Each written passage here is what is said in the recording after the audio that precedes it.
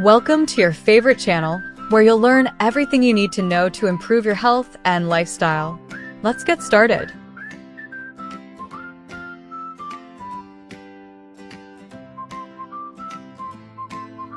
Welcome to The Explainer. Today, we're talking about how you can take control of your stress using something you already have, something you're doing right now, your breath.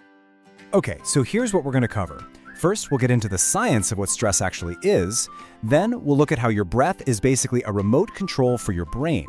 After that, I'm going to give you a couple of really powerful science-backed techniques for your toolkit. And to wrap it all up, we'll look at the actual data that proves this stuff really works.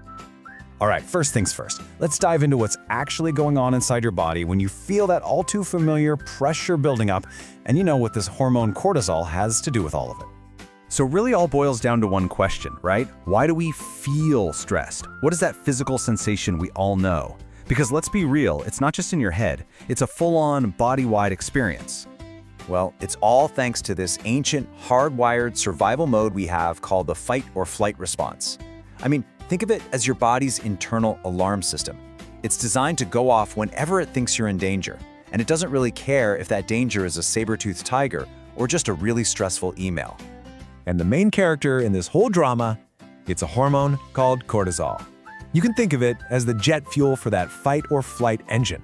It floods your system to give you that jolt of energy and hyper-focus you need to deal with whatever's coming at you. Now, in short bursts, super useful. But the problem is when that cortisol tap is left on all the time. That's when you run into some serious long-term issues. It's like having a fire alarm blaring 24/7. Eventually, it starts to wear everything down. We're talking increased blood pressure, a weakened immune system, you name it. Okay, so if stress is the alarm and cortisol is the fuel that keeps it running, how in the world do we shut it off? Well, what's so cool is that the off switch is literally built right into us. Let's check it out. I love this quote from Dr. Mariana Klatt. She says, "Breathing is a remote control for the brain." And it's so true. Think about it. Your autonomic nervous system handles all the stuff you don't think about, like your heart beating. But your breath, that's the one thing on that automatic dashboard that you can reach over and control manually. It's your override switch. So here's a super simple way to think about your internal wiring. You've basically got two systems. There's the sympathetic system. That's your gas pedal. It floors it when you're stressed.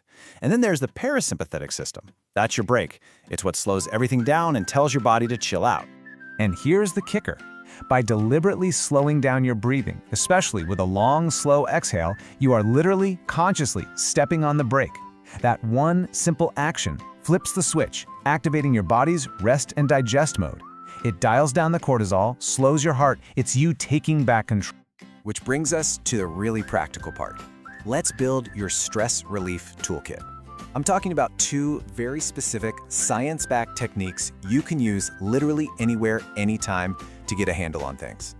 Okay, technique number one is called the physiological sigh or cyclic sign. And get this, research shows it's one of the fastest known ways to bring your stress levels down, like right in the moment. And the wild part is, you're already doing it.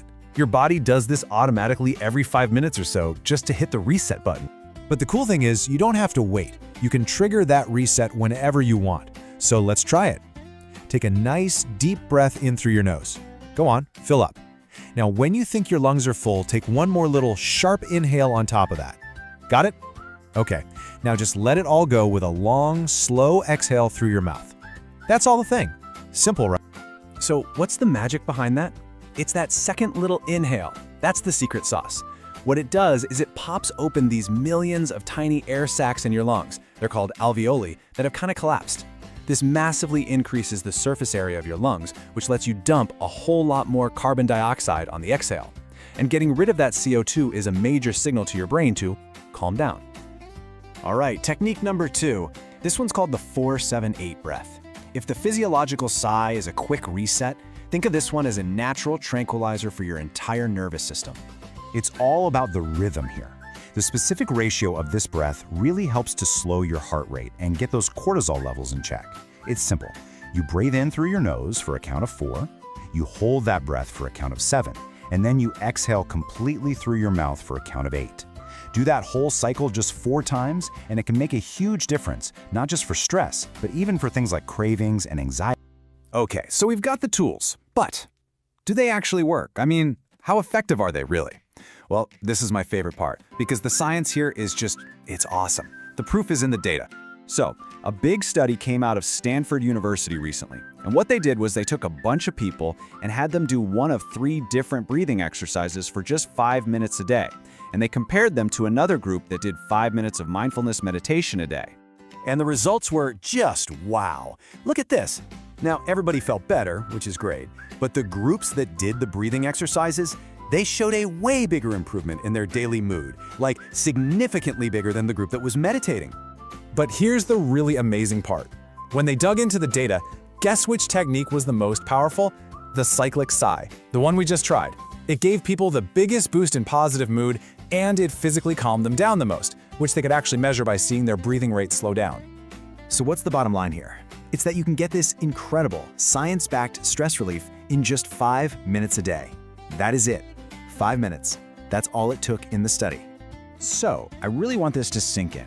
The big takeaway is that you are not just a passenger on this stress roller coaster.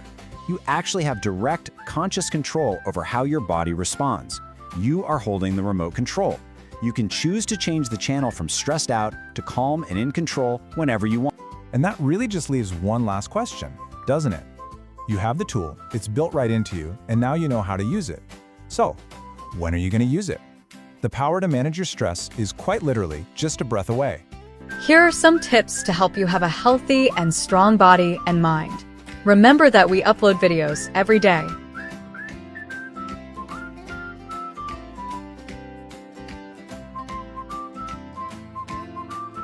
Welcome to The Explainer. Today we're talking about how to biohack your health span for a longer, healthier life. This quote really nails it. The goal isn't just more years, it's more good years, you know?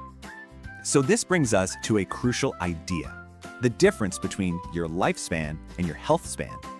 Get this, on average, we spend 20% of our lives in poor health. The goal is to shrink that. So the big question is, what can we actually do to build a longer, better health span? We're going to break it down using this idea, the pyramid of longevity. Let's start from the bottom up. All right, first up is the foundation. These are the absolute non-negotiables for a long and healthy life. So you've got 5 pillars: nutrition, movement, sleep, stress, and oral health. Nailing these is step 1. Okay, moving up the pyramid. Now we're talking tools, using science and tech to enhance those basics. And this is really what biohacking is all about, using data to take control of your own biology. Think about things like wearables, red light therapy, or even VR to really dial in your daily habits. Then there are specific compounds, backed by data, that can literally support you on a cellular level. Now for the very top of the pyramid, the scientific frontier.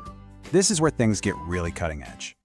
And it's all driven by this one huge question: is aging itself a disease we can actually treat? Scientists are looking at existing drugs, like GLP-1s and others, for their potential anti-aging effects. One key strategy? Using senolytics to clear out old zombie cells that actually drive the aging process. Plus, new diagnostics can measure your biological age and find disease way before you'd ever feel it. So the real point here is how to put this all together for your own personalized journey.